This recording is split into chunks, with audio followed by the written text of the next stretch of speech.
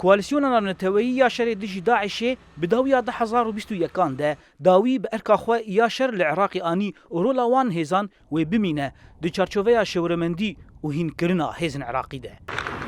Gelo ev yek çawa wê bandorê ser rewşa şerê Daişê li Bakur Rojhilatê Sûriyê bike.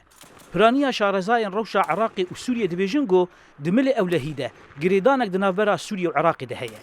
Sînorê hevbeş di navbera Iraqê û deverên Sûrî yên jêr parastina Hesedê de nêzîkî 306 kîlometre got piraniya wê li rojavayê parêzgeha Dêra Zorê ye got şaneyên Daişê li wir pir akîv in. Berdevkê hêzên Sûriyaya Dîmokratîk Aram Hinna dibêje got odeyên hevbeş di navbera hêzên wan û Iraqê de erka wê ya sereke ewlehiya sînorê hevbeş e. نحن في قوات سوريا الديمقراطية بشكل طبيعي نحن أمواكا هزين سوريا الديمقراط بأواكي نورمال سنورين إراقي بدريجاهياوي دباريزن أم بأودين هما هنگيا لشكري ديگل آليين إراقي و گريداينا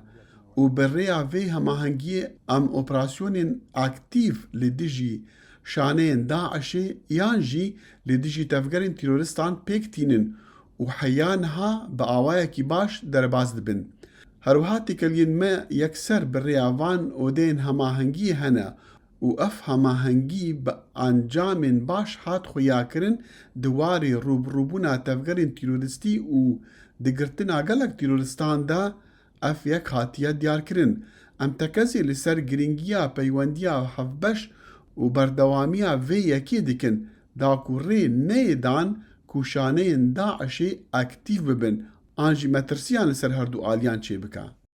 Li gorî biryara Amerîkî dê 1500 leşkerên xwe ji Iraqê vekişîne. Li gorî şarezayan got ev yek wê bandoreke mezin li ser karîna artêşa Iraqê di şerê Daişê dibike. Bi sporên rewşa Daişê li Sûriye û Iraqê dibêjin got rewşa ewlehî li Iraqê yekser bandorê li ser rewşa Bakur Rojhilatê Sûriyê bike. Doktor Nasir Haj Mansur dibêje got bejahiya Humsê ber bi Dêra Zorê ve li Sûriyê bi bejahiya parêzgeha Neynawa heya çiyayê Hemrîn li Iraqê bi hev girêdayî ne. رجلاتي حمصي حتى رج أباي خارقيني وجاي هبرين وانا دو منطقة ورتيده منطقة بر استراتيجي وبر حساسة حكومة العراقي تشتي خويادك بشكل وينها وهزيوي عسكرينها أري هناك سركفتين شيكرن بتحالفان أبناء تبير بقرصون أبناء تبير اللي بتني خوا نكاروان قربي هانيك شابيك بيني وداعش بده سكن عندهم بالتواي